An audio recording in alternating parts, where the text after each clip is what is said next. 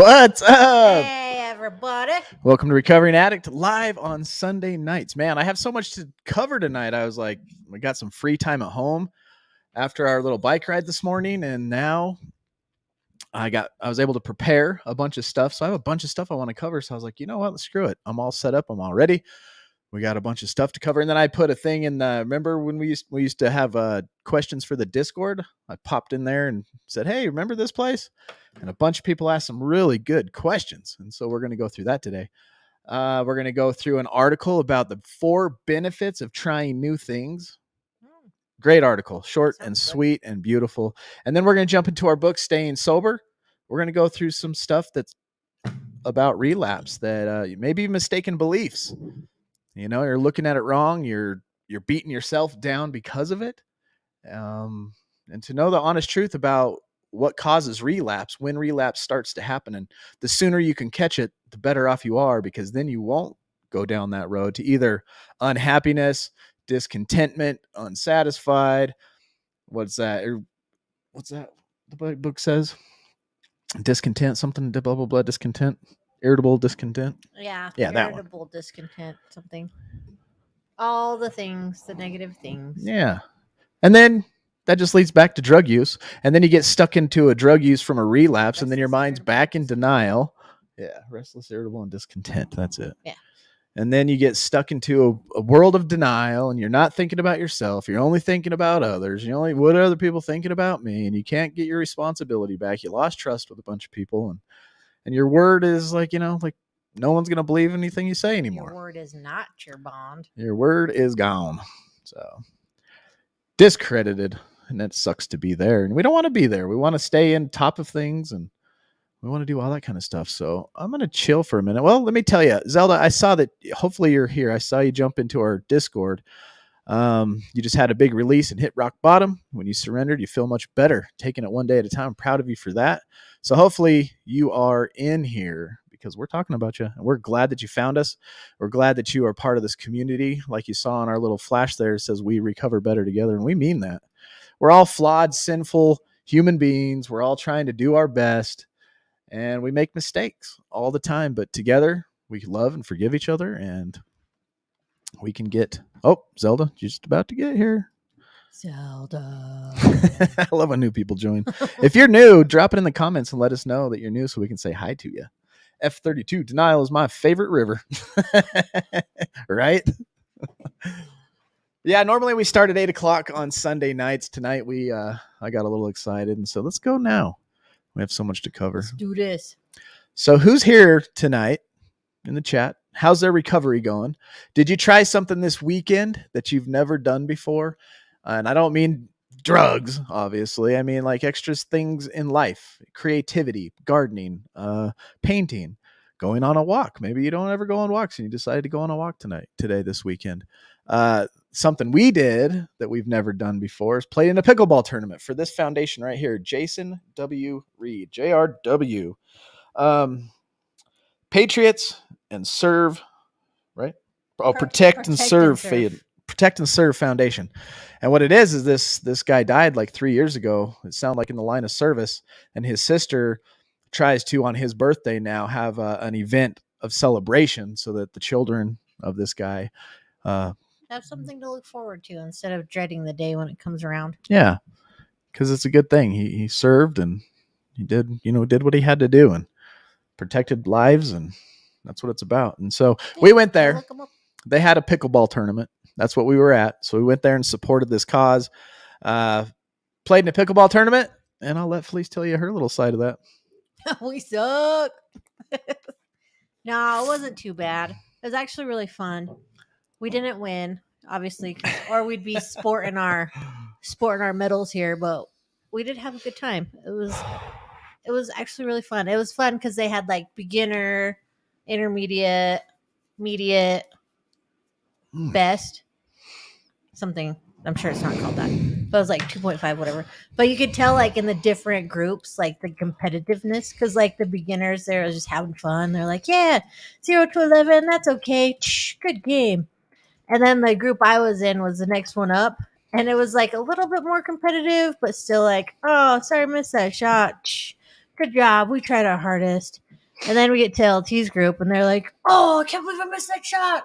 Super Things, competitive. competitive, mad at when they'd miss. It was so funny, like picking numbers to decide who was on what side of the court. And I was I'm like, geez, "Whoa." calm down, everybody. It was fun. I was one of the competitive ones, though. I was Yeah. smacking my leg and hitting my head with a paddle. He would have been real disappointed in the 3.0 where I was at. He'd have been like, I kind of feel like I was in between those two. I wasn't quite ready experientially for, maybe I have a little bit of the skill because of my ping pong history for the 3.5, but in a tournament playing other people who were there to play, I still was a 3.0, I feel. Yeah.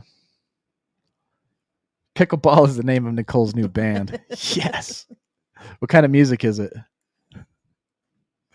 Cool. I would say that anything pickleball would be like folk music, like twangy bluegrass music. I guess pickleball was created because they used to play with this at this family started it, and the ball they used was the dog's was used, or was the ball that the dog used, and it was Pickles ball, and so they called, "Go get Pickles ball. Let's play with Pickles ball," and it just turned into pickleball, and it's actually the third fastest growing new sport in the country. If you haven't tried it, go try it. It's really fun. It's really fun. All ages, all skill levels. There was like super old people and like really young people, and everybody's kind of on the same level. You don't have to run fast all the time. You just got to be a wall. Yeah. Yeah, it's fun. But yeah, it's fun. So I'm going to let Felice say what's up in the comments. Let her tell you about her side of things. I feel like we don't have to rush since we started early. We can kind of just chit chat for a minute while everybody jumps in and joins. Yeah, that's nice. This is pretty cool. So what's up, Jim? What's up, Jim? Here. Good to see you, brother. Know your value and never accept less. That's great advice, actually. Amen. I like that a yacht. A yacht. I like that a yacht. He's coming in with the quotes. Yesterday we could have. Tomorrow we might. Today we can. Come on, y'all. I know a way out. Yeah, I love it. Thank you, Jim. Miss Cherie. You know we love you. All the way from Australia, hanging out here with us in Utah. Who else we got? Brittany. Good to see you. It's been a while, I feel like. How's things going? Nicole Bauer.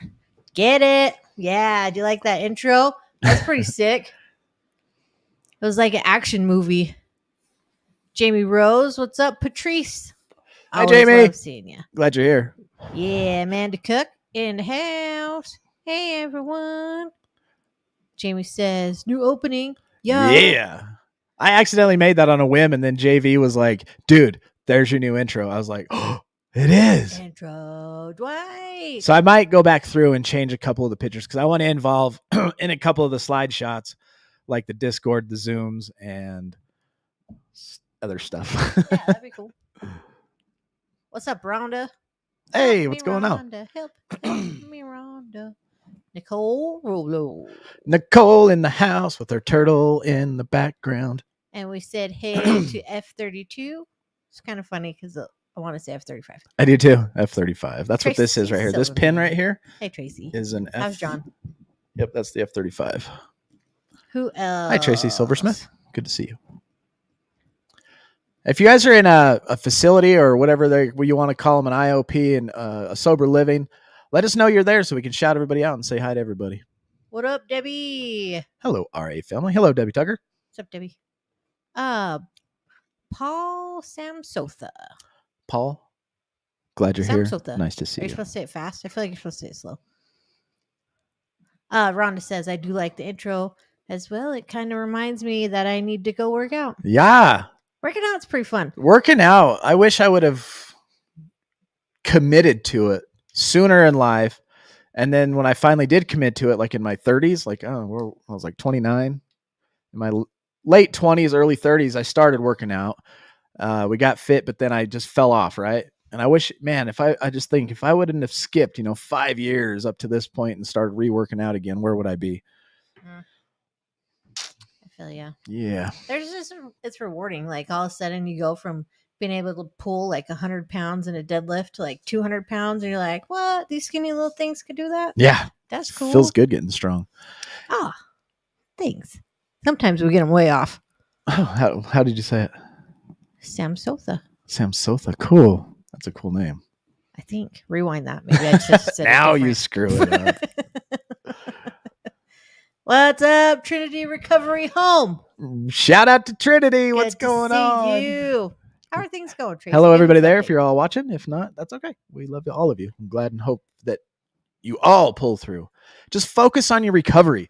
Focus on yourself. If you're worried about what other people are doing, oh, what is that person doing? Oh, what am I going to do if that person does this?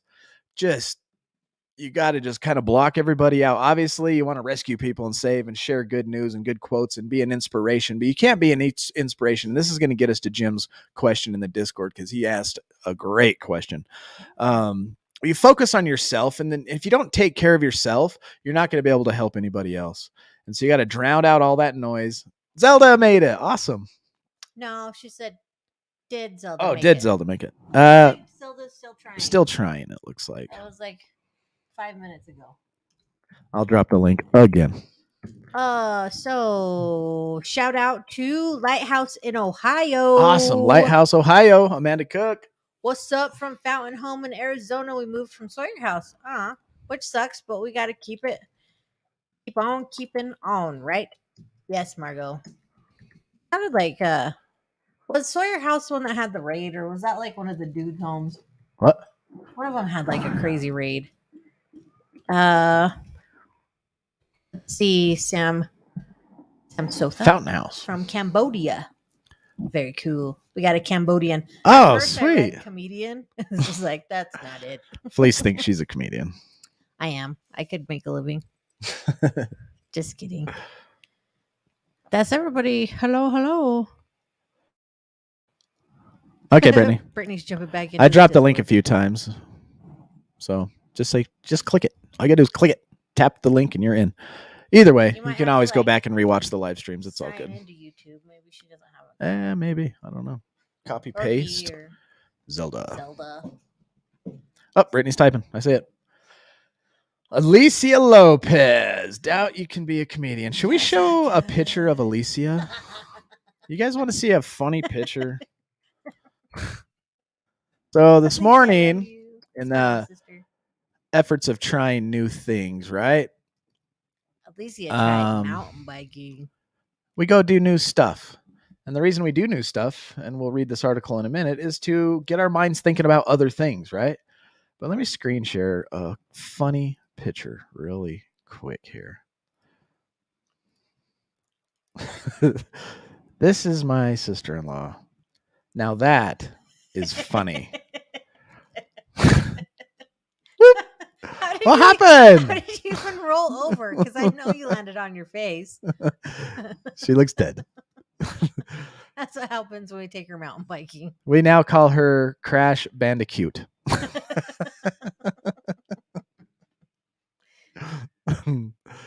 it was funny. I'll let Felice tell the story.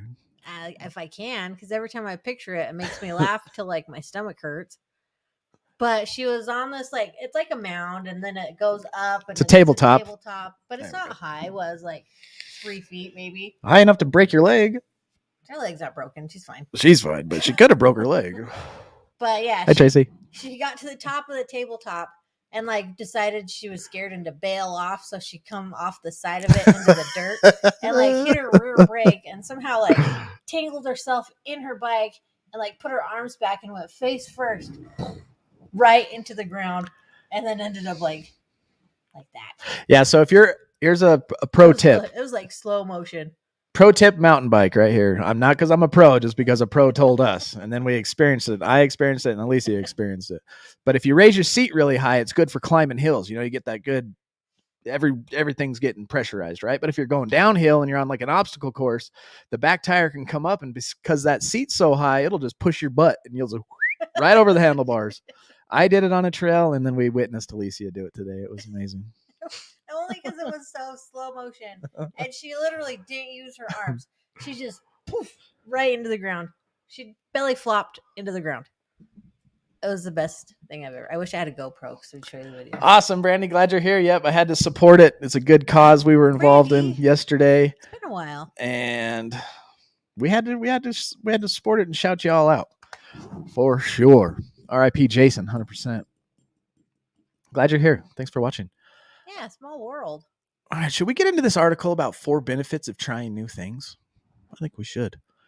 Benefits, and I posted this in the Discord. If you're not a part of our Discord, please join. That's kind of where the rubber meets the road. That's where everybody gets to interact. That's where we have daily Zoom meetings at 1:00. Recovery meetings. Sometimes we get into it, and when we're struggling, like tonight, Brittany dropped a link and was like, "Hey, I'm struggling. I'm not sure if it worked out, but people jump in and support each other. That's what it's made for." In the Discord this weekend, I posted "Try new things" as Felice and I were trying new things. We're a part of this foundation here. We were supporting this cause, which was the pickleball tournament, and so we put ourselves out there, went and met a bunch of people we didn't know, and played pickleball in a tournament. Like where the people are judging you by your skill. Like, that guy's good. Oh, he's a sandbagger. Oh, I'll bet that guy should have been in 2.5. That kind of stuff. And it was funny because everybody's having a good time, but I seen the doubt in everybody. Everybody they were doubting themselves. Oh, I should have rated myself lower. I should have rated myself lower. But everybody's self-confidence was being tested that day, right? And you go out there and you learn how to problem solve through it. And you see that it's not that bad. 4 or 5 games into it, now you're having fun. The nerves are wore off. You met a bunch of new people. You had a blast. And guess what you weren't doing? You weren't thinking about the troubles in life. You weren't thinking about outside of what's going on. You tried something new. Your brain got to rewire itself with new problem solving skills. And so that's why I want to read this article, 4 benefits of trying new things.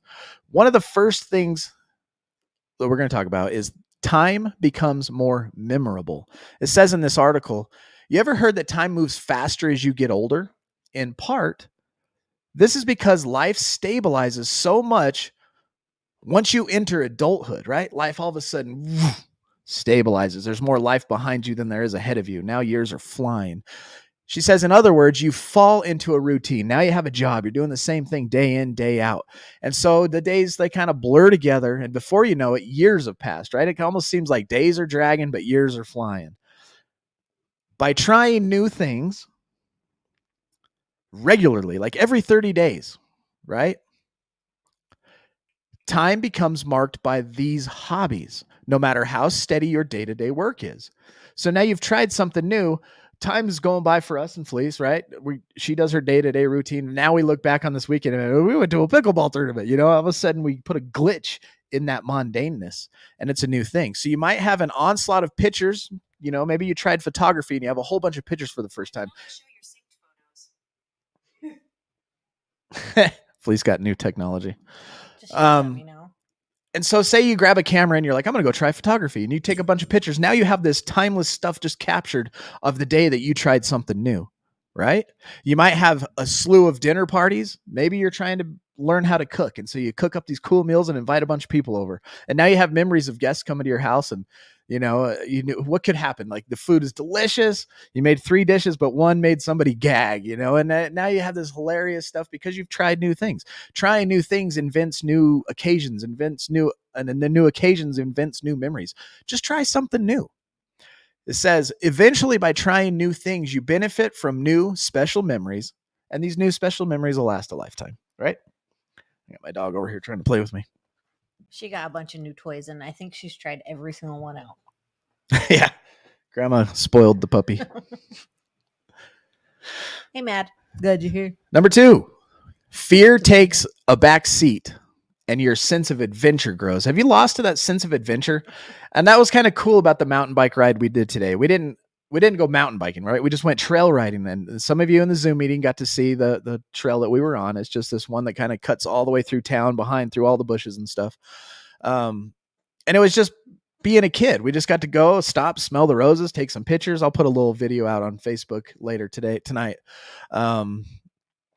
We went all the way. I think we went 5 miles, had lunch, and then rode 5 miles back. And it was awesome. We had me, Felice, Alicia, and my son. And that's the adventure, right? We kind of played like we were kids again, over and up the hills, and fell off our bikes and got muddy a little bit. And that was an adventure. Have you lost that sense of adventure? Because if you have, try something new. because fear will take a back seat and your sense of adventure will start to grow. One of the best and most exciting benefits, this article says, of trying new things is that you overcome fear. It might sound too good to be true, but the reality is that fear is simply our reaction to the unknown. A lot of us live in fear. A lot of us stay in our house because of fear, because we don't know what's going to happen. Get out there, be adventurous, and face your fears. So when you try the unknown, and especially if you try it over and over again, right? You realize that your mind is usually just exaggerating. You always work yourself up into a fear before the actual event. I like what Will Smith said in that one thing right before he jumps out of the plane. The night before, he's worried and fearful, right? Oh my gosh, I'm going skydiving tomorrow. I'm going to die. Oh my gosh, what could happen if the plane crashes? And laying in bed, having that fear was zero productivity, right? But then he gets in the airplane and he's still scared. Oh, what if this plane crashes? He gets up there, and right as he's about to jump, the fear is gone. At the point where fear and worry should be at its most, it disappears because now you're in the known. And all that exaggerated fear, all that exaggerated worry was for nothing. The worst outcome is rarely the true outcome. So get out there, do something different. Don't be stuck in a basement. Don't be stuck lying and wiggling your way through life in recovery, and do some new stuff. It says, as you practice foraying, is that how you say that? Foraying into new things, fear will transform from a crippling factor to a minor speed bump. Then you get used to it. You're like, oh, okay, just a speed bump instead of crippling fear. And that's why we take baby steps. Try new things, but small things. Overcome your fear. And as the fear goes down, your adventure can go up. Then your adventure self is set free. Set this person free inside. And let's face it, our adventurous selves are fun and exciting. We have fun when we go do that stuff. Approaching new tasks with the spirit of adventure sets us up for success, and that helps us approach the next challenge with more confidence. And it's a good confidence builder. This is great for our recovery. We're trying to rewire our brains from the old denial, toxic, relationship ruining habits that we've had, right? And this is a great way to renew and rebuild those.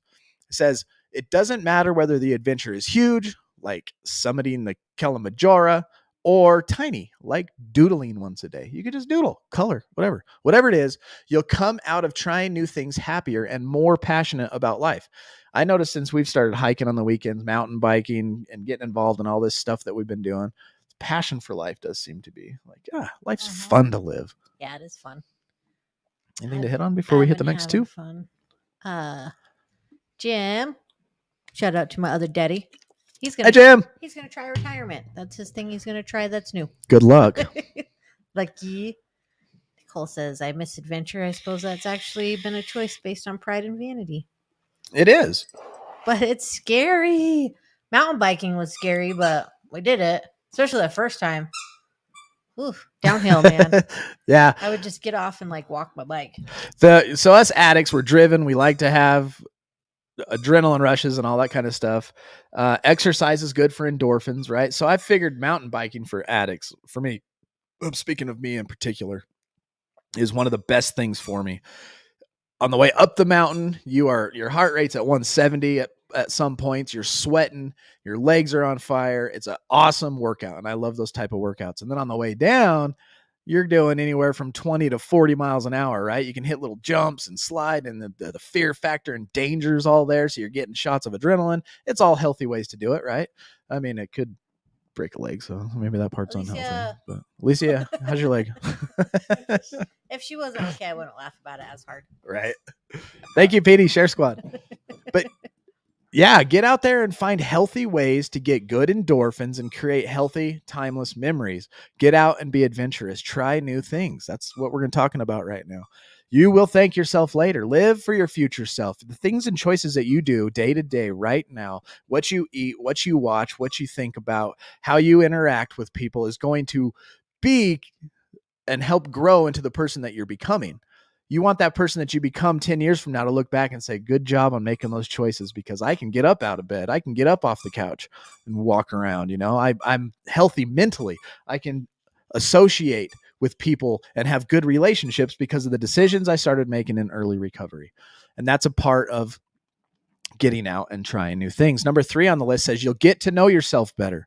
That's kind of what Recovering Addicts about, is self-discovery. You come to our program, our local program at the gym. We do Monday, Wednesdays, and Fridays. We work out. We hit our group. We concentrate on staying sober, which is relapse prevention. We build solid plans, and it's not like we just build these plans in a week. It takes time. You have to really dig into yourself. You don't worry about other people's recovery. You got to dig into yourself and write yourself out a recovery plan. In the mix of that, we go hiking. We're going to do this awesome laser tag course in like 2 weeks. Shout out 801 laser tag. 801 laser tag. And that's how you're going to get to know yourself, right? I love what she says right here. She says, what if the next new thing, okay, everybody pause, listen, stop commenting, typing and stuff, and think about this in your life right now and trying new things. What if the next new thing you try is your passion in life and you don't even know it yet? You try it, boom, something clicks, and the rest of your life you are kicked off into this hobby, which could turn into a career. Anything these days with the internet and the way things are, you put yourself out there and you start putting pressure and working in that place that you love, you never know what's going to happen. That's happened here with what we're doing. I mean, I started making YouTube videos and it turned into this, and now I help people with their social media and websites and all kinds of stuff. It's really cool. Maybe you were always meant to embroider or longboard professionally. Who knows, right? Or maybe not. Either way, you'll learn about yourself. You try something new, not for me. You try something new, holy cow, this is my new thing. And then inside that new thing, you make new friends, and new friends become healthy relationships, right? Show me your friends and I'll show you who you are. Birds of a feather flock together stuff, right? Yeah. And new things doesn't always have to be outdoorsy things. Like you said, you could embroider, Yeah. or you could learn to crochet and make blankets, and you're like, whoa, this was so cool. Yep. Or cooking, or there's lots of indoor other things. Sheree says drawing, yoga or Pilates. Pottery. Link bring your pottery over here. Could You and be Xylan's something you pottery. love. In the wintertime, so that's kind of what we're trying to do, is balance out what we're going to do with our activities in the winter here at our local RA. And I think in the wintertime, we're going to focus on like painting and pottery. But here's a couple that my sons have made. This one, Link made his first piece of pottery, actually hand patted, and what's that called? Coiled scoring and slipping. Coiled scoring and slipping. Look down. Look down, Link. Sorry. There you go. See? Pretty cool. And then here's one. My older boy, Xylan, that you know, he made this one. Didn't even know if he would like it or not, but guess what? He did. He likes it. And it's got a lid. I gotta take that eye focus off. It just focuses to the next person's eye. And we just go like this. Yeah. Google. Might work. Or just turn it off. Oh yeah, computer programming. Maybe you like that stuff. Yeah, maybe you'll like computer stuff. Anything. Like, try anything. Maybe, I don't know. Yeah, I love photography, so I'm always gonna solo motorcycling. There you go. That works. That's a true adventure, because you get to have like memories and meet people that you'll probably never see again, and you can explain it to somebody, but they'll only get your version of the words, right? They won't have that experience, and that's kind of like a special to yourself type of thing. That's kind of a one good thing about self-confidence and being able to go out and have memories that are just for yourself and nobody else, you know? So I like that long distance motorcycle riding. I like that, Tracy. Find your passion. Recovery reveals who you were created to be when you work it. Amen. We are born with gifts. Mm-hmm. Figure them out. Figure it out. Self-discovery is something that has to happen anyway, and trying new things is all a part of that, because in our addiction, we have ingrained a habit of destruction and toxicity, and we don't even know what we like. So post addiction, right? Into recovery, we start learning who we are and what we like as we are coming out and getting our heads out into the world and able to see past our elbows, right? Figure out what you like and go after it. And the only way to do that is trying new things. As you do, she says, you will figure out who you are and who you want to become. Who do you want to become? You may not even know who you want to become. So you're going to have to try new things to figure that out. Even if you think you know yourself pretty darn well. I know myself. You'll learn something new because you're putting yourself in a new situation. You know about you and what you've done and the situations you've been in, but you don't know how you'll react in these new different ones. How about try taking a course on public speaking? Learn how to public speak. You want an adrenaline rush? Stand up in front of a bunch of people with a microphone. That's scary. Yeah, just try it. Stand up comedy. Yeah, stand-up comedy, Link says. Mm-hmm. Me too, Rhonda. Pottery. Once the kids, I think, are out of the house, I'll go back to pottery. Like, When's the last time you doing it tried more. pottery, Rhonda? I did it in high school, and then we did it a little bit ago, and it's kind of like muscle memory. After a minute, it kind of just comes back. You want to see my attempt at pottery, you guys? You can't laugh. Nah, you can laugh. I don't care. Will you grab this for me, Linky, without unplugging any wires? Yeah, public speaking is scary, but it's something you get used to.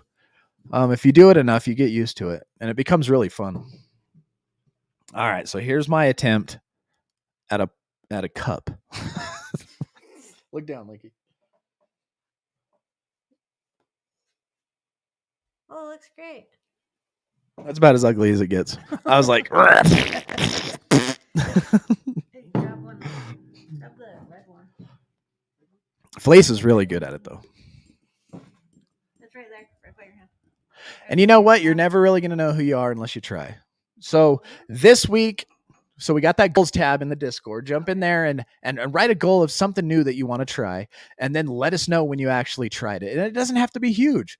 I've never changed a tire before. I'm going to try working on my car. I'm going to, install something in your car. Maybe you like to work on cars. A lot of people do. I like working on cars. I just changed the engine mounts on our little Volkswagen Beetle. Now it rides smooth. Zoom. What are we looking at?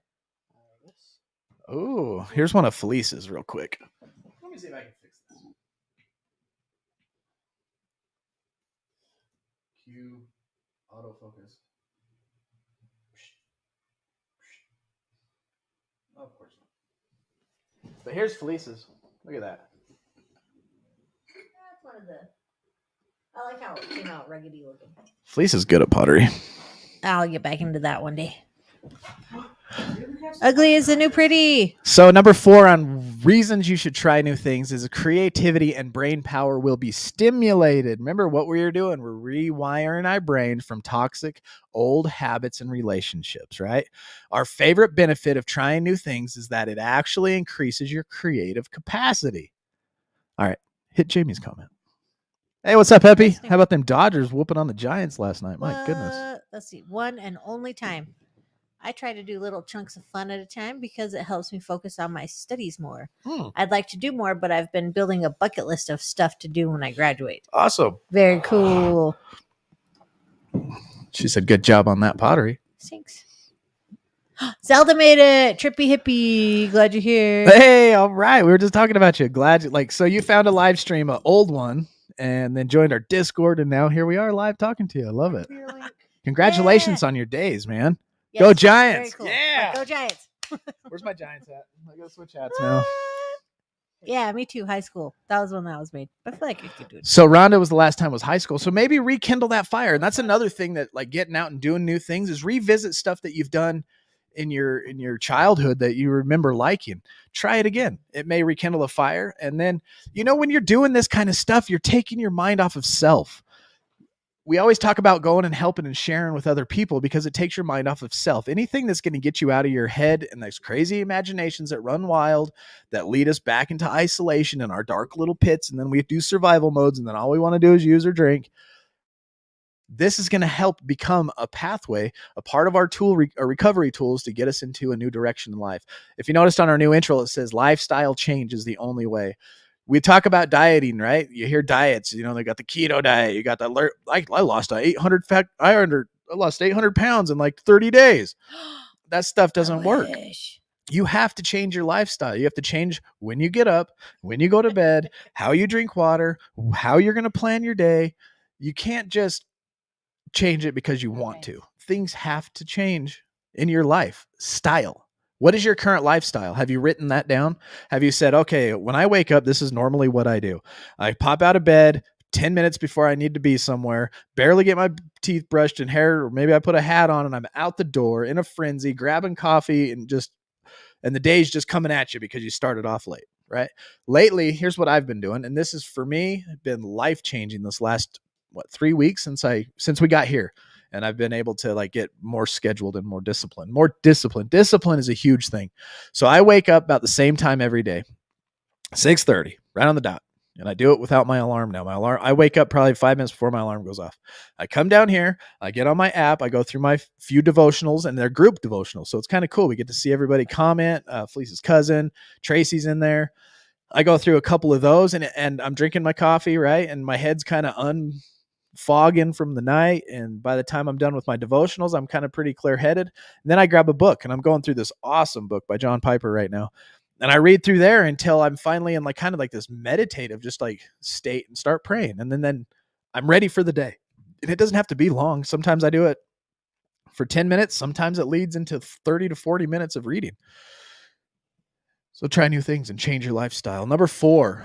Was there a point? Did I miss a point? Did I run way off? The point is that the Giants might be a deal breaker. Dang it. Let's bring that full circle. I just kidding. Oh, that's funny. Creativity and brain power will be stimulated was what we were talking about. Our favorite benefit of, we got to rewire the brain. You got to change your lifestyle. Our favorite benefit of trying new things is that it actually increases your creative capacity. Every single time you put yourself in a new situation, every single time, you force your brain to quickly understand a unique set of circumstances. Now you're making your brain understand a unique set of circumstances, right? You're making your brain process how to handle those circumstances. And guess what that does? You're developing a new set of skills. You think Felice and I were like ready for this when we started, like, oh, let's go live. And all of a sudden we just had topics ready. We're just read out of books and we're just so clicking everything. Everything was set right. The lights and camera were right. No, you go back to our first live stream and you're going to get a good chuckle. Like, what Link's sitting there. It's all echoey and it's bad. Yeah. Like, oh, look, somebody's watching. Hi. That's probably my mom. Hi. This isn't your mom, but it's really her, right? In other words, you're training your brain to creatively solve every time you try something new. So you go in and jump into these new adventures, and this is good for our recovery. We have to rewire our brain, and now you jump into a new situation, a new unique circumstance, and you're going to retrain your brain to creatively solve new problems every time. So if you're trying gardening for the first time, right? Your brain is going to work you got to, I'm going to go be a gardener. What do you got to do? Maybe you Google, right? How to garden. Oh, okay. I need a pot. I need some dirt. You go down to Lowe's or Home Depot. You grab yourself a $2.99 pot. You grab yourself some good flowering soil, and then you grab some seeds, and you come home and you learn how and what temperature and how much water you got to give it. And then you see the fruits of your labor. You wait 3 weeks and all of a sudden, whoop, this thing grows out of it. And you're like, oh, that's cool. And maybe you get 4 or 5 or 6 going at a time. And now you got this awesome, beautiful greenery going on. Try it. Maybe you'll like it. I don't know. We tried gardening. I didn't. But we went big. We're like freaking. We're going to have like 20 by 20 space. We actually had rows for water, corn, and then you got a weed, and man, it became a work. That wasn't gardening. That was working. Yeah. Antoine says, we've been training with LT, The Rock. Both over there. Thanks, Antoine.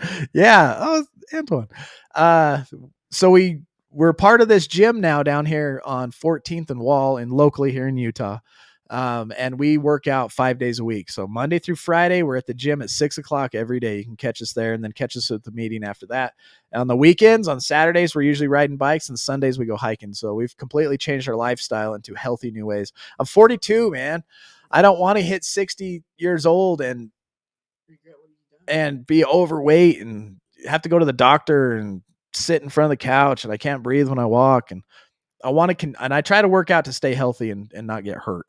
And that's my thing. I'm just trying to prolong life and live it to the best and fullest that I can right here, right now. So that's what that. And thank you so much for the compliment. That's encouraging. And speaking of rocks, my new hobby I recently discovered is diamond art. What's diamond art? I don't know, but it sounds cool. I'm going to have to Google it. Yeah. The Googles. Diamond art. That sounds awesome. I'm going to look it up real quick. Go ahead. Oh, yeah. Except Friday, we meet at the gym at 5. Thanks, Tracy. Yeah. Always keeping us on our toes. Yeah, diamond art sounds cool. She says it helps me clear my mind from thinking too much. Oh, this person says using diamond art for meditation. Oh, you paint the little diamonds. Oh, that's cool. Wow. All right, I got to show you guys this picture. This is cool. This is what diamond art looks like. Tell me if I'm wrong. Boom. Diamond art. Well, that diamond art is $390. How much you selling your stuff for, Tracy? Wow. I need to raise the price. Wow. That's cool. I bet you I would enjoy diamond art. Probably. Shout out to Rachel real quick. 101 days 101 clean, days and clean sober. Wow, wow, wow. Good job. Love it. I remember day one, Rachel. 101 days ago. 101 days ago. How you feeling? Like, give us a positive or a negative, either one, whatever you're feeling about your 101 days. What's something that you're grateful for about in this 100 days? What is it better than you thought it would be? You struggling with anything? Let us know.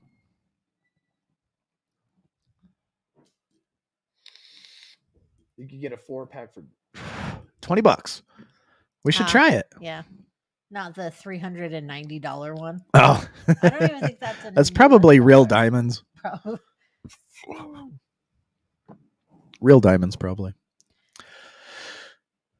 So if you're trying gardening for the first time, your brain is working in a unique way. Even if gardening is old news for you, try something else inside of gardening, like beets or something. The unique set of rules, and so your brain will use its creativity to find a way to succeed. Yeah. So that's 4 creative ways, or 4 things trying new things will help you with, right? You got time becomes more memorable. Fear takes a back seat and your adventure grows. You'll get to know yourself better, and creativity and brain power will be stimulated. I'm going to drop this little blog in the comments so you guys can refer to That blog. this article I just read, which is awesome. That was a very good article. That was good. It makes me want to try different things now. More new things? More new things. All right. Could I be your link? Zelda, Link. That's funny. What's up, Laurie? Sheree says, Link, patiently waiting to tell us a joke. You got a joke, Linky? Ooh, come back. Okay. Right now, we are going to get into... Now we're patiently waiting for Link to tell us a joke. Yep, now we just became the waiters. Everybody know what time it is?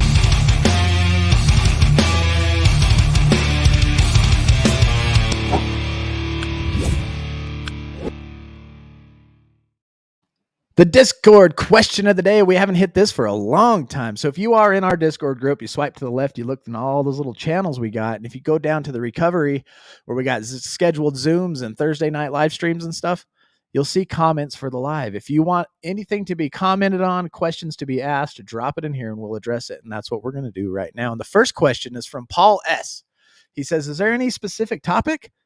Just anything recovery when we ask these questions? And I've said anything. So in here, you just do it and we talk about it. Now, Jim Hartley says, what should we focus on more?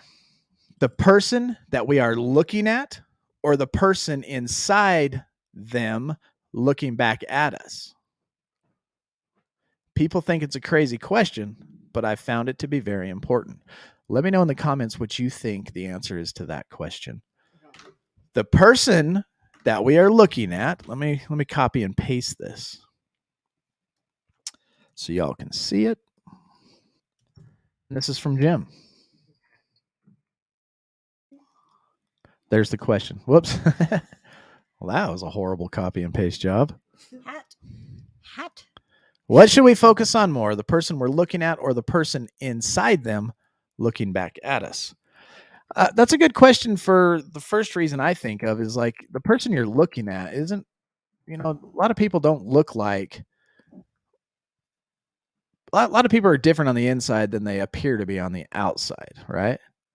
And we could make false judgments. We could make critical errors in thinking about who this person is, judgmental thoughts. But if we focus on the person inside, the person that is there, the being, then that's the person we should focus on. We're all souls in this body, right? I don't know, Jim, what is your answer to that question? People think it's a crazy question, he says, but I've found it to be very important. The person that we are looking at, or the person inside them looking back at us. And now that person inside you looking back at you is a reflection of basically, I kind of think that's what it's hitting at. I think that's the question, right? So that, should I focus on you, or should I focus on the person that you are looking at? So I'm going to focus on you, or should I focus on myself so that the person looking at me is seeing something as a positive example? Yeah, but then it says the person inside them. Inside them looking back at us. You might have to clarify that one. That one's a trippy question. That's definitely trippy. Tiffany says, hey, Petey. Oh, Linky has a joke. A blind man walks into a chair, a table, a door, and a staircase. He just walks into everything. That's funny.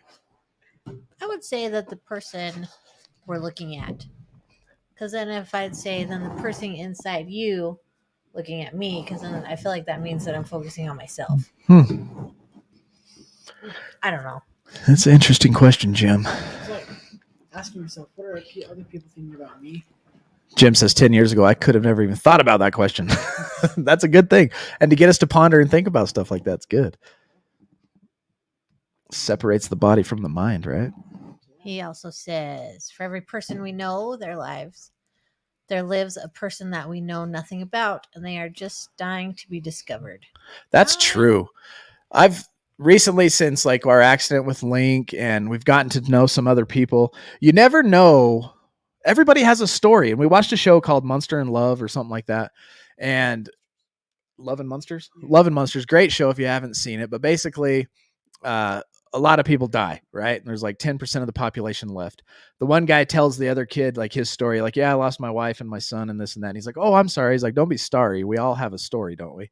And that's kind of the thing, man. Everybody has a story. You don't know what people are going through. And that, I don't know, that's been really important to me today. I went to the camera store the other day. It's been a month or so. And the guy that usually waits on me, or the whatever the guy, the clerk or whatever, right?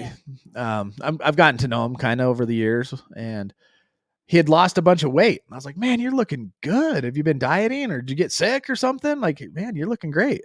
He's like, my wife died.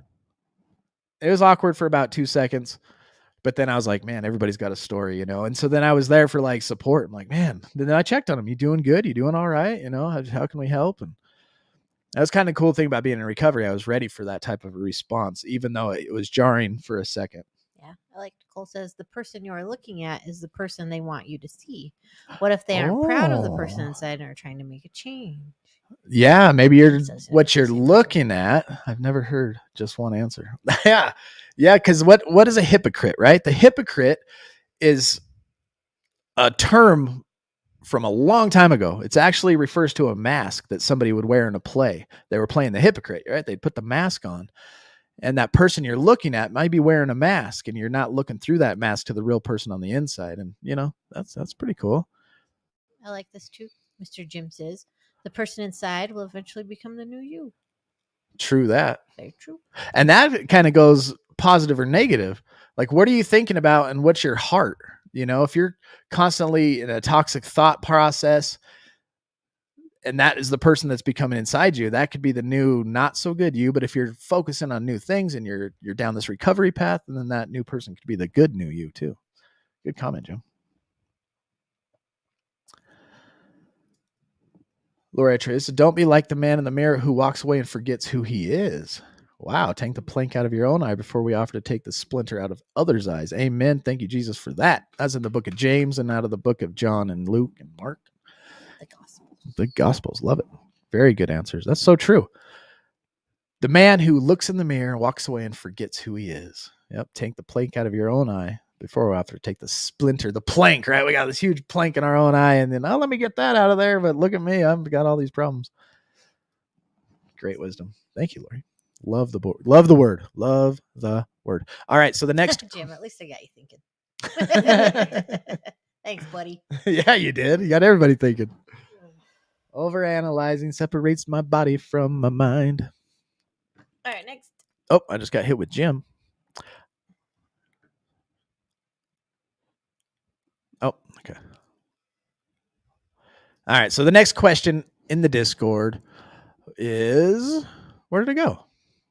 Did he delete it? Oh, there it is.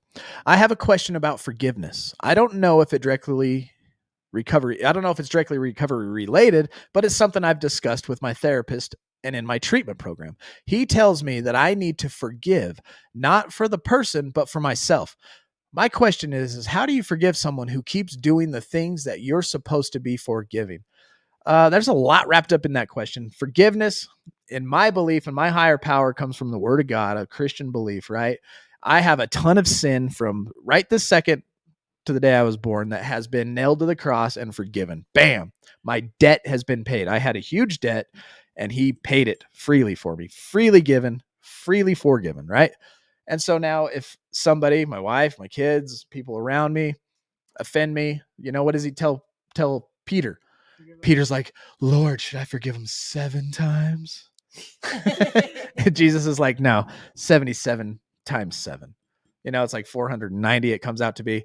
But Jesus means every time somebody offends you, you should be forgiving them because you have been forgiven. And also what's wrapped in forgiving people is it relieves stress and resentment and headache and heartache out of your own body and your own mind towards somebody else. We know in the big book, it says resentment is the worst thing for an alcoholic. And that works for drugs too, right? If you're wrapped around worrying about someone else in a resentful, unforgiving way, it could lead you to destructive, toxic behaviors and thoughts and relapse. Now, if this person is still continuing to smack you, right? The Bible says turn the other cheek, but you should protect yourself as well. And there should be boundaries that are drawn. And if you continue to put yourself in a position to have this person, whatever the offense may be, continue to do that, maybe you need to have a healthy boundary so that that's not happening to you anymore. And healthy boundaries are good. They're good to have. Someone wants to act in a certain way. You choose to not participate in that action. You're not saying, I hate you. You're not saying anything bad about that person. You're just like, I'm not going to live my life in that toxic manner and allow that abuse to come upon me. So if you're going to be like that, I'm going over here. And you forgive them, but you cut off the reasons to forgive, having to continue to forgive, because that wears you down. We're humans. Pain hurts and it sucks. Yeah, we read a devotional and it separated forgiveness as from emotion. Like forgiveness isn't an emotional decision. It's relieving someone of a debt that they owe you, like he was saying. So usually when we're hurt and we think we need forgiving, it's because we are like, oh, they owe us something. He owes me an apology, or he took away my dignity and needs to give it back, or whatever. So what we're doing is we're consciously deciding, you know what? I forgive him of that debt. He no longer owes me that apology. He no longer owes me that dignity back because it's gone. I don't need it from them. It's not something I need to move forward. And I really like that about that devotional that we read. I put it kind of in a new perspective on how because most people are like, oh, I have to forgive them. And it becomes this emotional feeling and they can't do it. But it's just really just a conscious decision. And it's hard. It takes a lot of, takes a lot to forgive sometimes because you do get hurt and you do feel that they owe you something of some sort. I forgive others because I know God forgave me first. Amen to that. Thank you, Brandy. It's a great comment. Yeah, walking away is the hard part. It's hard. We have emotional ties, attachments. I don't know how tied you are to this person, but a marriage is supposed to be like peanut butter and jelly sandwich, right? And if you peel that peanut butter and jelly sandwich apart, there should be peanut butter and jelly on both sides. That's how difficult it is to separate from marriage, type of thing. And if it's that situation, that's tough. You got to till death do us part, and hard times and good times, regardless of what it was and is, or whatever, right? You got to work through it. And that's long suffering and patient. And then you got to think how God is long suffering and patient with us as we are idolaters. Martin Luther says that was it Martin Luther? He said that our hearts are idol factories, right? We just make idols to worship all the time. And then God's over there just being long suffering with us. Imagine the forgiveness that had to be bestowed on me. I'm talking about me. It reminds me of that song, How Deep the Father's Love for Us. Yeah. That's the best one. How was deep my sin the that Father's love for us, till it was accomplished. how vast beyond all measure. That's a good one. Glad you're here, Brandy. Praise God. Our next question. So like I said, we usually only have one question. Sometimes we don't have any questions, but today I reminded everybody that this comment is, or this place is here, and now everybody commented. So now we got Quinn Coles. He says, if you know something about someone that seems like a threat to their recovery, so I know something about someone, and it looks like it could be a threat to their recovery because they aren't being forthcoming, they're not being honest with people, should you bring it up and announce it to everybody publicly? Hey, guess what this guy's doing? Or should you encourage them to be honest with people that believe in them? Or should I just quietly say, hey, what about this? Oh, well, that could be jeopardizing your recovery. There's a lot of things that go into what you just said right there to begin with. So you know something, you know it. It's 100% fact that you know something. Like this person's doing this in front of you and you're witnessing them not be honest outside, away from you. And then I would say, how come they're comfortable to do that stuff in front of you in the first place? And the other thing is, like, if you know, like, how do you know? Like, is it a rumor? He said, she said, you don't have facts, but somebody said something and you trust it. And now you're going to publicly blast a rumor out. Maybe talking to the person in private and actually clearing up what's actually going on so that you both have a good understanding of what you think is involved in something devastating that could possibly be devastating to their recovery, right? We're focusing on them, which is good things as a stewards and loving brothers and sisters to each other. If we see people walking off the path, we should definitely, hey, whoa, come back, you know? But like that Bible verse that was it Rhonda that dropped it? You should probably take the plank that's in your eye before you try to take the speck out of somebody else's. But if your motivations in that sense are true and loving and honest, you'll definitely want to pull that person aside and have an honest, loving talk with them about it. And then he clarifies. He says, I guess my question relates to honesty and how keeping secrets keep us sick. And goes on to say after that, I just know keeping secrets caused me guilt, especially when I was receiving praise and inside I knew I had a truth others in recovery weren't aware of.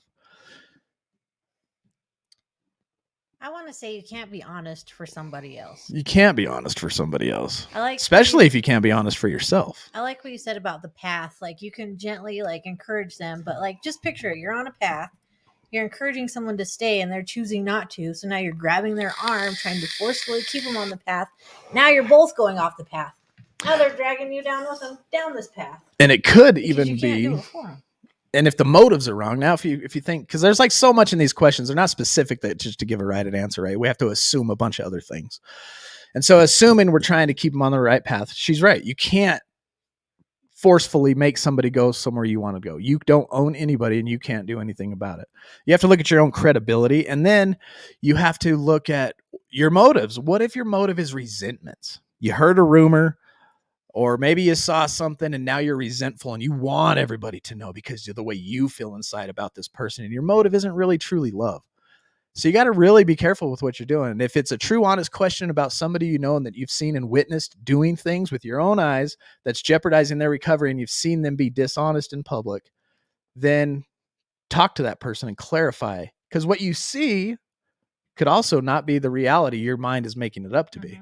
You know, especially in this last month and stuff that we know we've all been going through. So Jim says, to be honest, my secrets were only secret to me. And addiction, so people, and it's addiction, so people gonna know. Yeah. Yep. Like, even though maybe you think it's a secret, maybe everybody else already knows and can see it, you know? And we're just waiting for that person to come forward and be honest, giving them the benefit of the doubt. And you could even be late to the game.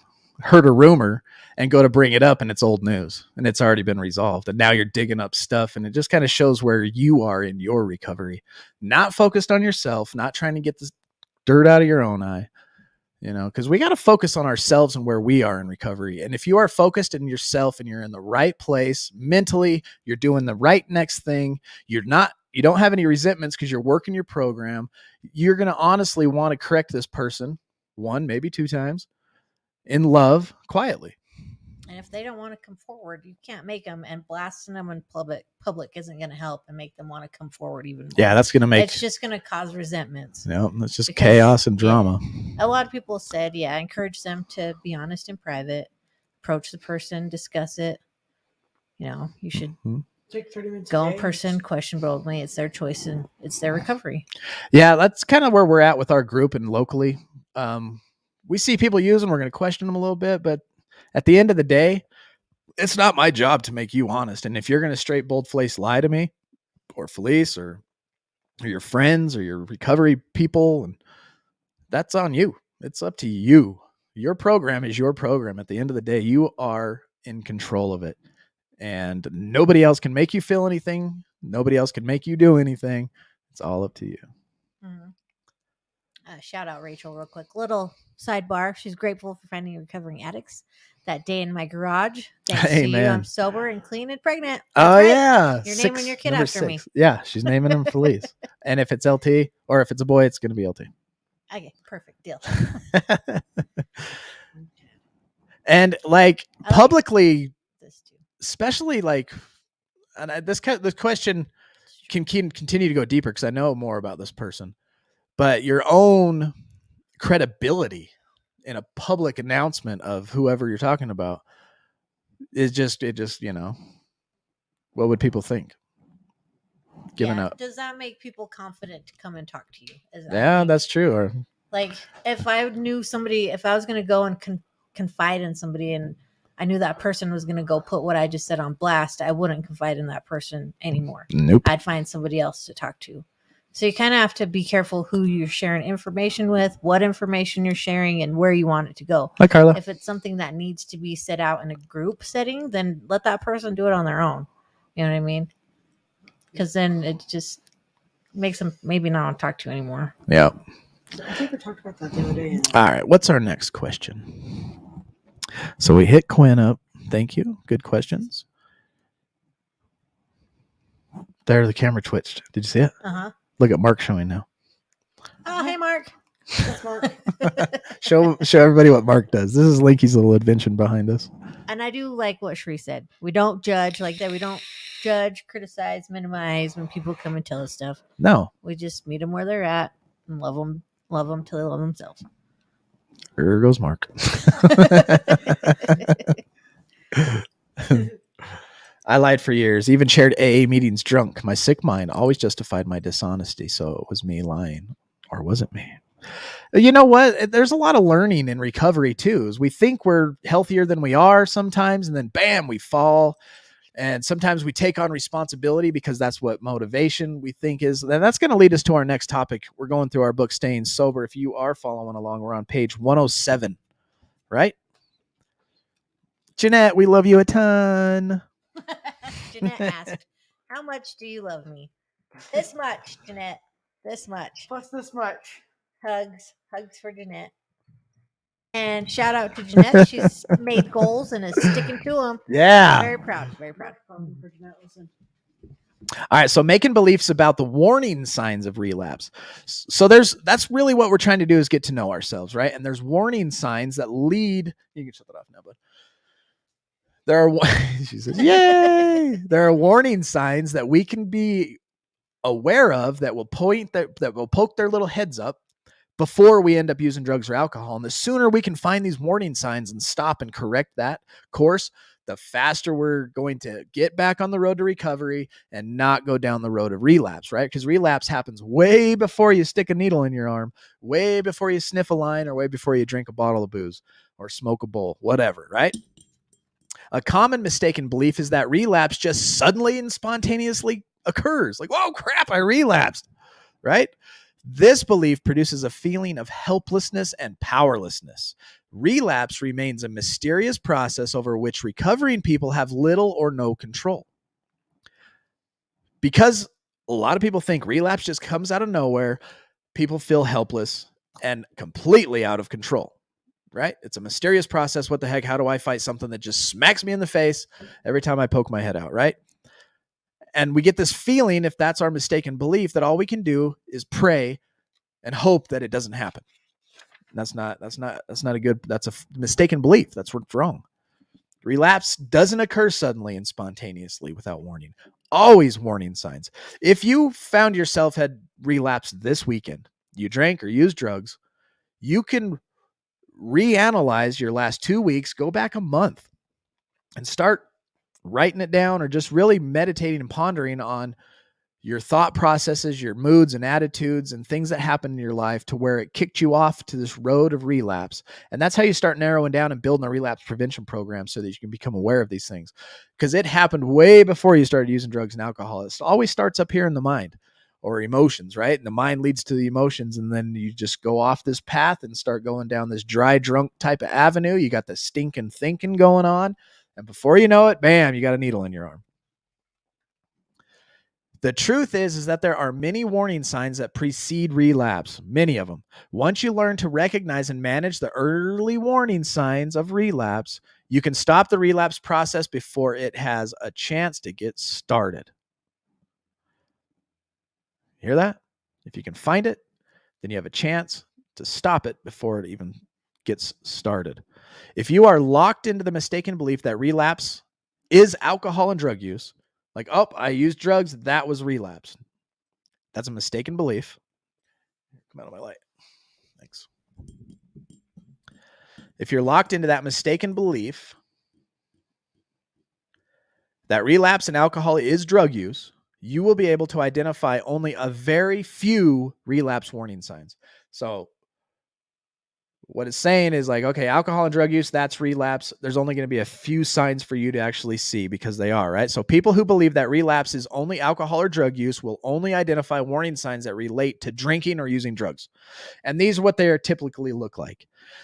Thinking about drugs or alcohol. If I'm thinking about it, that's a warning sign.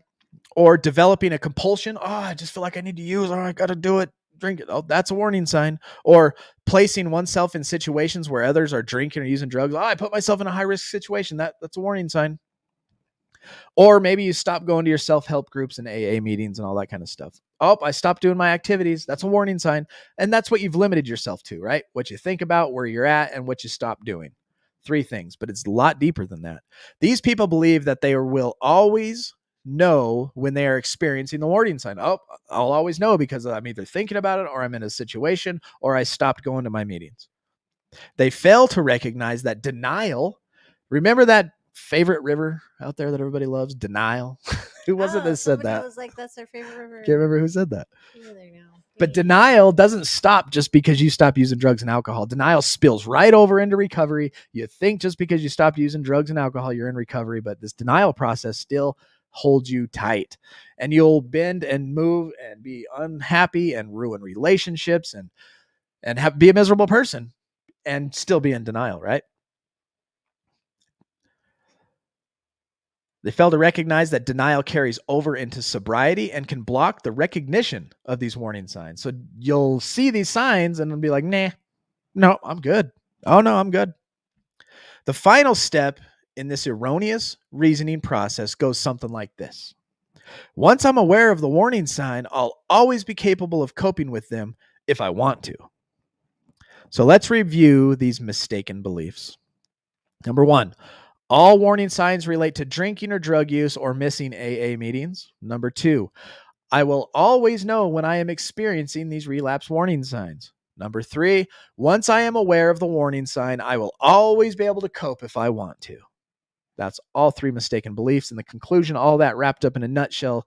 As long as I'm not thinking about using and I'm going to meetings, I'm fine. So if you think just because you're not thinking about it and you're going to meetings that you're fine, that's a mistaken belief.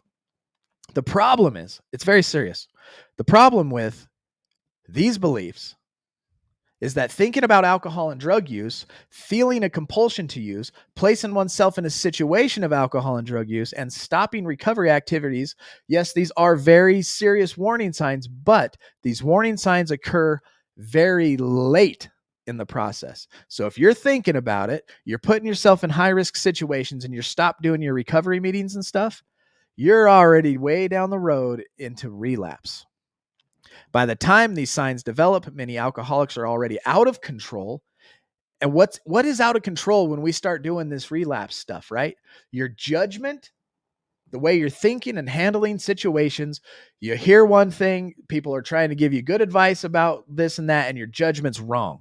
You're completely off kilter, right? And also that affects your behavior. By the time you're thinking about it, putting yourself in high risk situations, and you're stopping your recovery meetings, you're already out of control, and the judgment and behavior is affected, right? Your judgment and your behavior are out of control. And as a result, they may be unable to recognize or take action to interrupt these warning signs. And at that point, that's where the denial kicks in, right?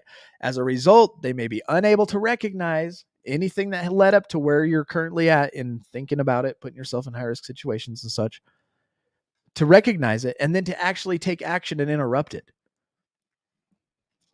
It could be too late at that point. And that's scary. That's scary. F-32. Denial is her favorite. That's what it was. Oh, it was F-32. That's right. F-35, but F-32. The reason we think about F-35s and F-32s, I used to work on them right here. You see this little pin? This is an F-35 right here. I used to be one. Jeanette said, I had a nasty thought the other day listening to a song, but instead of following that thought, I changed my way of thinking instead of what the song may have really meant. Very cool. She said it had a word with drugs in it. Good job, lady. Proud of you. Awesome job. I did notice that somebody did post in the Just for Laughs a meme that was a little too explicit on drug use, so I deleted it. That was me, if you're wondering. Wolfman82. What's going on, brother? How are you? Good to see you. Or sister. Jim says, don't fight. Relapse, warning signs. Boom. God, Jim's full of wisdom. He must have been sober for like, what, 10 years? Seldom just happens. Very seldom. Like, I accidentally took a sip and there was alcohol in it. What is that, like 0.1% of any type of anybody's relapse, probably? I think I maybe have heard it one time in the last 2.5 years of doing recovery stuff. But I accidentally drank some booze. And then even there, if you accidentally drink something or something, that's not a relapse. Yeah, you don't. Because that stuff does, I mean, that's legit stuff that could happen. You walk in these days and grab a cookie off the shelf and it could have had weed in it, you know? Yeah. But you don't just accidentally smoke a bowl of meth or. No, or accidentally stick a needle in your arm. You're like, oh, I fell and this needle is in my arm now. I tripped and now I'm ODing on heroin. Mistaken beliefs about motivation. Now, somebody said and commented on this in the Facebook page, and this is kind of what it sounded like. I was just going to say cookies. It's because we love to eat. Bad, though. Don't you think? You tell me. You've tried it. Like I'm saying, it would smell bad. You're like, oh, this cookie smells bad. I'm going to eat it. But, maybe you can't smell. Some people can't smell. Most recovering people. So now this is about motivation. So the first things we just looked at was those mistaken beliefs about warning signs, right? The warning signs is because I'm thinking about it, because I put myself in a situation and I stopped doing recovery. Now this is about mistaken beliefs about your motivation. Okay. Most recovering people observed the fact that relapse is a relatively frequent occurrence. Look at the history of recovery. Look at the people in your groups. Talk to people in recovery. Relapse is a frequent thing. It does not have to happen. We have people that can testify to that, like Alicia. She's 17 years, 0 relapse, right? Maybe she's 18 years now. I've known her for like a year. Huh? Yeah, we've known her quite a while. Most recovering people observe the fact that relapse is a relatively frequent occurrence. As a result, they must develop some ways to explain why. Now we got to think about why. Okay. Given the preceding mistaken beliefs, the ones that we were talking about just a minute ago, many recovering people develop the following wrong beliefs. If I relapse, I must not be motivated to recover. That's not true. Not true. Maury says that's a lie. The results are back and they indicate that's a lie. Good night, Jeanette. We love you. Night, Jeanette. Sleep good. What's up, Leslie? Work hard tomorrow. Be grateful. Number 2, I'll recover when I hurt enough as a result of my alcohol or drug use. I haven't hit rock bottom yet, which in some cases that's true when you're looking at people. They just haven't hit their whatever that was called on our thing. their event, right? That makes them want to get into recovery. But a lot of people will relapse and be like, well, I guess I haven't hit rock bottom hard enough yet. I haven't hurt enough inside as a result of what I'm doing. That's why I relapse. Remember, we're making up excuses of why people relapse. Number 3 is like, if I relapse, I have not hurt enough to want to stay sober. And that's not true. And the conclusion to those 3 is that relapse-prone people need to hurt more in order to interrupt their relapse pattern. Wrong. Wrongo. This is a devastating conclusion for relapse-prone people to reach. It may cause you to question your sanity if you know that you want to get well, but you're unable to do so. This destroys self-worth and self-esteem and produces shame and guilt. I want to, but I can't. I keep relapsing. I must not hurt enough. And now you're just beating yourself up over this relapse. Instead of trying to solve the problem, you think you need to dig your digger. Somebody says, quit digging, right? And you're digging and digging and digging. I got to hurt myself more. I must not be motivated. I must not want recovery bad enough. I want it, but not bad enough. What does that produce? Shame, guilt, low self-esteem, low self-worth, which is not good. That's destructive, old thinking. Get out and try something new this week. It is true that some chemically dependent people relapse because they do not believe they are alcoholic, and they have not accepted their alcoholism because they have not developed consequences severe enough to convince themselves. In the beginning stage, people are in that denial. I ain't got no problem with drinking. I got it under control. I'm good. They just haven't hit that spot where they're like, okay, whoa, that wasn't good. I think I got a problem. Okay, but this relapse pattern only applies to people in the pre-treatment period of recovery. Pre-treatment period of recovery. It does not apply to relapse-prone people who know they are addicted and cannot safely use alcohol or drugs, and yet they cannot stay sober no matter how hard they try. Most relapse-prone alcoholics are in terrible pain. In fact, the pain is so severe it prevents them from functioning when sober. Jim, did you experience any of that when you were in your heyday of drinking 10 years ago? The pain was so severe that you just couldn't live sober. The severe pain actually prevents them from benefiting from their recovery program. They're trying to get into recovery, but the pain is so bad, whether that's internal conflict or physical pain, that they just relapse and say, nope, this takes away my pain. I'm drinking. He did say earlier that rock bottom hit me. That's when I finally felt it. That was his defiant, the moment. Can I add something to pain and alcohol? When you got pain and you add drugs and alcohol, you're just adding more pain to the top of that pain. Amen. It's like a giant pain sandwich, huh? Yeah. Yep. Yeah, we need to stop gaslighting ourselves. Gaslighting yourself. Honesty. That's where it's at. Gaslighting yourself. That's a good term. I like that. We do gaslight ourselves, don't we? Mm-hmm. Mistaken beliefs about treatment. Many people who are recovering from addictive disease work very hard to recover.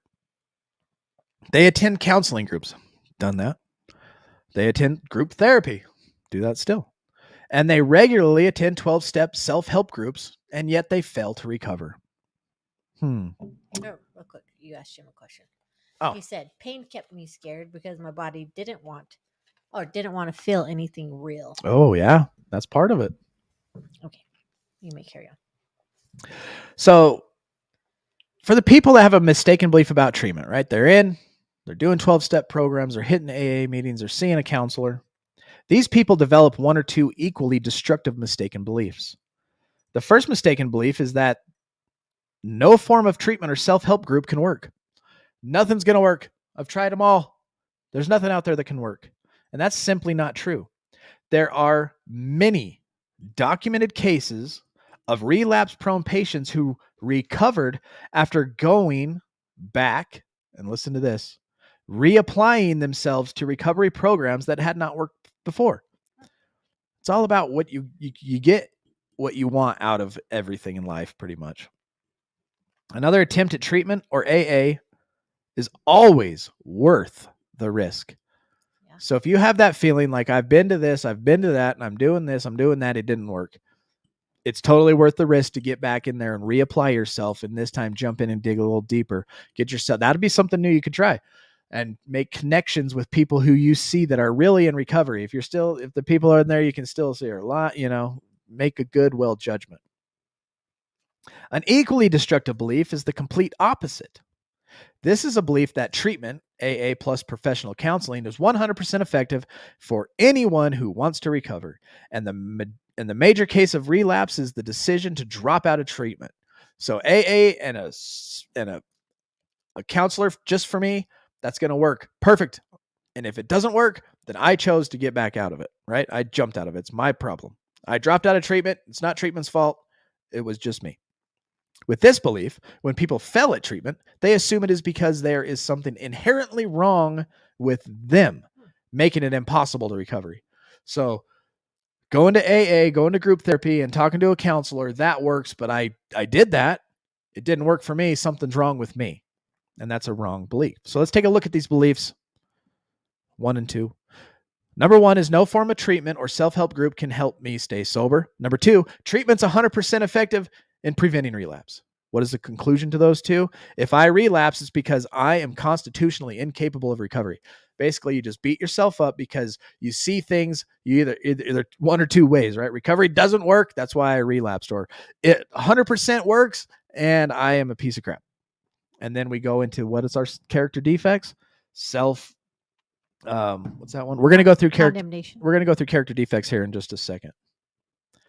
There is no point in getting additional treatment. I can't get well, right? Based on those two. Let me finish these 2 paragraphs real quick, and then we will look at some character defects that kind of tie into what we're talking about. The fact is that there is good treatment and bad treatment. There's good and there's bad out there. That's true. There is treatment that is effective for some, but not for others. And that's what I love about what's going on in the world right now, especially here that I see because I'm involved in it. I'm not saying it's not going on anywhere else, but here in Utah, there is recovery programs all across this valley, inpatient, that costs lots of money, beautiful mansions you can go live in and type of stuff. Or there's like little ghetto gyms you can recover at and work out and do stuff like what we do, right? And work on relapse prevention and everything in between. You just got to find the place that works for you sometimes. Thank you, Maryland. We love your support. Oh, thank you for the support, Marilyn. Appreciate that. Good cause. So there is treatment that is effective for some, but not for others. And there is much that is still unknown about the effective treatment for addictive disease. Some people relapse because they have not attained the skills to stay sober. But that does not mean that they cannot. Treatment appears to be about 20 to 60% successful, and that just depends on how you do the math, right? I'm a little lower down, like 20% of people do succeed, or about 20 to 60% are successful. And I like to just go right in the middle with the 30%. I see about 30% of the people actually succeed out of the hundreds, and we can even say thousands now.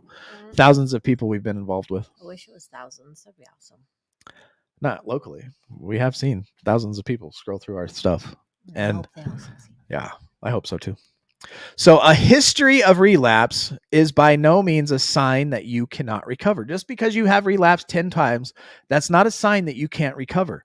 It is not an indication that you are constitutionally incapable of recovery. We do recovery groups at Genesis. Oh, on Sunday mornings? Is that the one that Jay was doing and now somebody else took over? Let me know and what time, because winter's coming and I want to do some other stuff, obviously. So a history of relapse by no means a sign that you can't do it. It is an indication that you are pretty typical alcoholic or a chemically dependent person. Welcome to becoming being an addict, right? If you need to roll up your sleeves and get back into treatment, roll them up, get back in there. Chances are good that if you find a program that uses relapse prevention planning, that's why at Recovering Addict Digital, Recovering Addict Local, we really like to focus and push relapse prevention. And if you get involved with any program out there that does some type of relapse preventing, takes you through the first 12 steps and then writes you a solid relapse prevention plan as you're going out the door, there's a good chance you're going to succeed. You will be able to achieve long-term sobriety or at least learn to stay sober for long periods of time, significantly improving your life. The purpose of this book right here that we've been going through for the second time now here live is to show you how to begin doing just that. with accurate information. This guy's a doctor. Terrence Gorski's, look him up. Terrence Gorski, Staying Sober. We do this book here on the live. We give it to everybody that joins us locally. We go through his workbook locally, and it's solid. I don't believe in reinventing the wheel. I love to look around and see what's out there that works. And if it's working, we're going to use it. You know what I mean? And this is another thing that I found that works. In here in just a second, I want everybody to take a screenshot of this. This is your character defects chart, right? You'll see with this character defect chart, you can check yourself Sunday through Saturday, 7 days of the week. There's 17 of them on here. So you got your character defects on the left, you got your character assets on the right. If you start understanding these things about yourself, the faster you're going to be able to stop a relapse in its beginning stages before you get to stop attending meetings and negative thinking and all that stuff, right? And then bam, then you're using drugs. So if you look at yourself today, it's Sunday, impatience on a scale of 1 to 3, 1 being mild and 3 being severe, how was my impatience? And you kind of think back through your day and say, it was about a 2. And you go down and you look at procrastination. Were you putting stuff off that needed to be done today, but you just procrastinated? How about laziness? Were you lazy all day today? And resting because you're tired, resting because you're in recovery and you need a day of rest is not laziness, but just flat out being lazy, right? Lack of discipline. What is the opposite of laziness? Activity. If you look over at the character asset, criticizing. What's going on in your mind when you're looking and thinking about people? Are you criticizing people? Are you putting them down to lift yourself up? Are you trying to find things to tear other people down about just to lift yourself up because you feel horrible? You have resentments, right? That's criticizing. 1 to 10, how are you feeling about that? What about false pride, self-importance, self-condemnation? Go ahead and take a screenshot of this and look over it. Look up each word, identify them, see what they mean, and understand this about yourself. And try to look for that inside yourself as it starts to happen. When I look at Felice and I start criticizing, I go, oh, I just criticized her. That's a character defect. What's the opposite of criticizing? Non-judgmental, right? So then I have to check myself. And then you do step 10, right? You admit you're wrong, take care of it, say sorry, all that good stuff. Also, shout out to Paul. Thank you. Oh, thank you, Paul. Thanks for the super sticker. Lori said Thursday night 6:30. I wrote it down. Oh, really? That could be our Thursday night thing. We can go jump in there sometime. Yeah, that's right after our workout. Mm-hmm. That's enough time. That'd be cool. That would be cool. We need a 17-passenger van. Again. What's the recovering addict inside? Yes. That would be cool. Sick. The logo. So if you are here locally, know that Recovering Addict is on 14th and Wall, right behind that Winco in the Iron House Gym, Monday through Friday at 6 o'clock. Fridays where they're at 5. You can catch us. Join us on all our platforms. If you like Facebook and a private Facebook group, we got that. If you like the Discord, jump in there. That's where the rubber meets the road, and you're going to have daily 1 o'clock meetings. If you like TikTok, obviously we make YouTube videos, so watch for those. We're on Instagram. I don't know what my Instagram handle is, so you're just going to figure it out. Now I think I got a social. Like Recovering Addict _LT or something. There it is. Yep, there it is. I'll drop that link right now. Here's my Instagram, y'all. Follow us on there. We drop videos.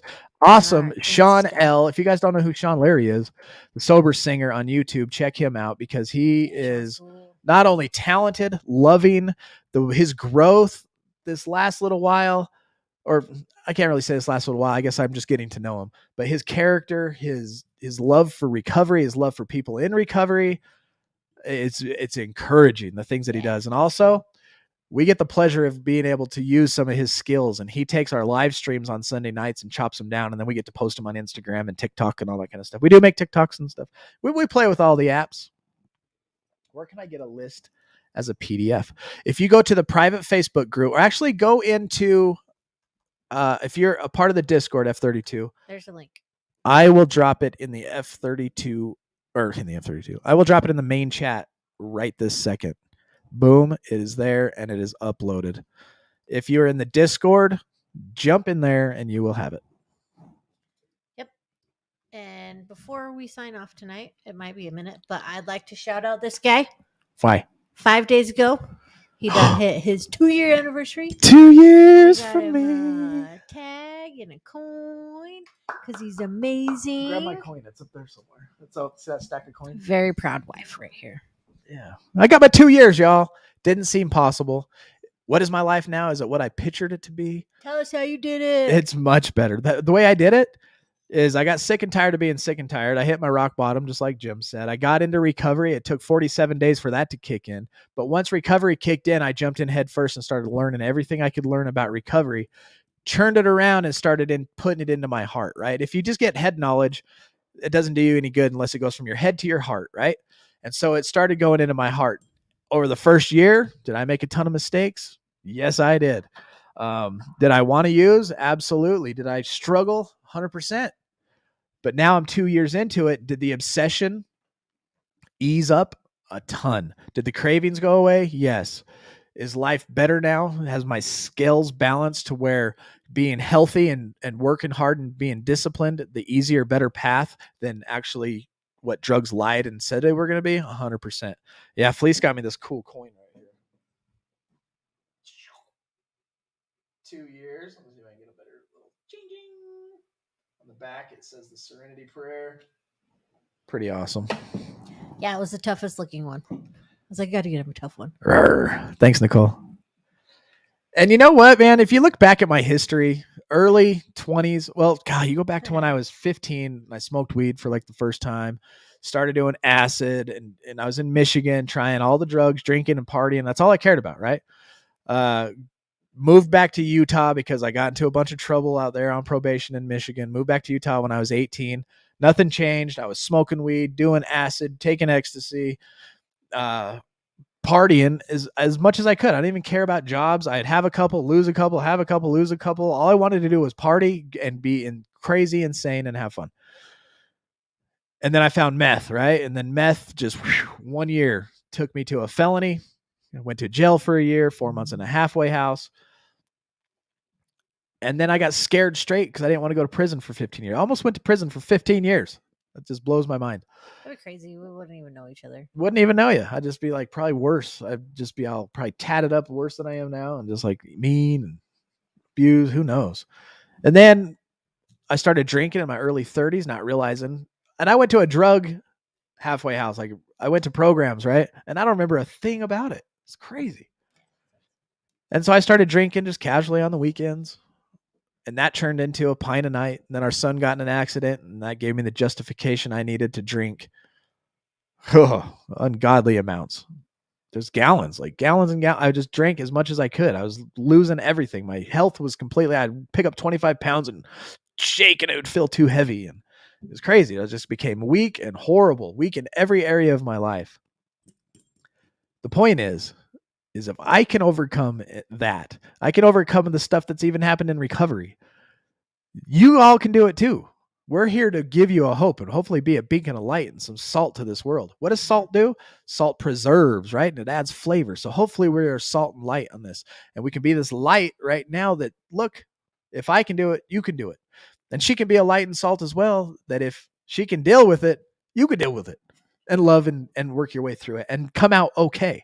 Yeah. However it turns out, you can come out okay in here, right? I don't want to be salt. I'm diabetic.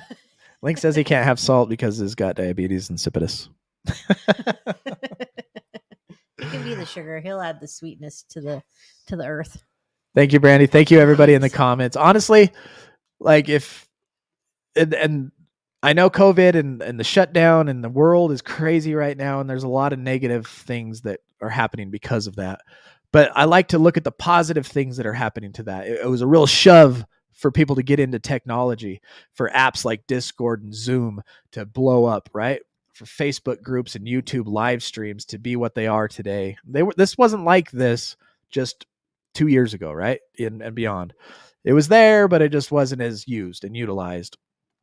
And because of that ability to use this, talk to people around the world, across this country, and hear and get advice and angles and hear stories and build relationships with people that I know if they came to Utah, I would drop everything I was doing to go pick them up from the airport to meet them. And I know that I could call people across the country. It's like, hey, me and Fleece are here. Can we jump and crash on your couch? And they would probably fling the door wide open. Oh, she's sleeping. Oh, yeah. Jeanette's asleep. We're coming over. And that has huge part of my recovery. I couldn't do it without the connections we've made here with everybody on watching right now. Epi says the show wouldn't exist, which has saved lives and has reached many people. Pat yourself on the back. Same for all you whom are with us. Amen to Y'all that, make this Epi. work. We That's got to it. get to know Epi and like his skills and his beats and the music he makes. And That's a couch we'll go crash on. So we can go to yeah, the Dodgers, so we can go Giants watch game. the Dodgers lose to the Giants. I don't know, man. The Dodgers put quite a spanking on them last night. know, That was pretty bad. bad. Our pitchers were not That dude ready. with the crazy face. Yeah, He didn't even do it. Gishman or whatever his name Yeah. is. 27 years of drinking before he found his way out. Man, alive. Tracy, you're amazing and beautiful. Tracy, I'm so glad God crossed our paths. Like, and that's another thing too, is if you think about how many people have lived since the beginning of time, and all of us right now are crossing our paths. It's just crazy. Like, I don't know, like the odds of that happening. BLA. BLA. BLA. As Brand, how many people just left? Salt does heal. That's very true. Salt does heal. Yeah. Someday. What's happening next summer? I just decided. I love You it. too. All right. So every Sunday night we are here live. I'm still looking at some other ways to get another podcast of some sort popping into our YouTube channel, plus make videos and 100 different other things. So I'm just going to let things evolve as they go and be patient and wait on the Lord. So every Sunday night you can guarantee that we'll be here unless something crazy happens and going through this book. And we're going to go and continue to go through other recovery books. I got the Russell Brand one. Maybe we'll go through that. There'll be a lot of cussing. We'll have to put it on 18 and older. But that's okay. We can do that too. Oh yeah, we had to hide it from Millie. I know. Thank you, Tracy. I'd love your help. So my point is we're wrapping this up right now. So until next Sunday night, do not put your we didn't pray. No, Linky. I thought that's where we're wrapping up. Linky. Jeez. Who are we not? Here, lead us out. Who are we not? God. Grant us the serenity to accept the things we cannot change, the courage to change the things we can, and the wisdom to know the difference. Amen. Amen. Thank you, Linky. Thank you for being here, Cherie. Yeah, thanks y'all for being a part of my recovery, helping me get to 2 years. I never thought possible. I never thought I would quit drinking ever. I was like, I think I want to, and then I did. Then you did. Glad you did. Only because we got into recovery and stuff, you know. All right, y'all. Till next Sunday, do not put yourself in a high-risk situation. Take that seriously, no matter how close or how much you think you love that person. Do not put yourself in a high-risk situation. Stay strong, work your program, and remember, we recover better together.